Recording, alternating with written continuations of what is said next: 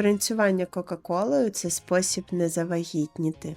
Ой, ні в якому разі не можна Кока-Колу використовувати для спринцювання. Краще нею там помити чайник, а ще краще чайник мити спрайтом. Сира картопля всередину лікує ерозію шийки матки. Так, сира картопля, це ж тільки що вже було. Не треба цього робити, будь ласка. Якщо болить живіт, треба прикласти теплу грілку. Ой, ні в якому разі. Якщо щось болить, це означає, що там може бути запальний процес, і прикладати тепле туди не рекомендується.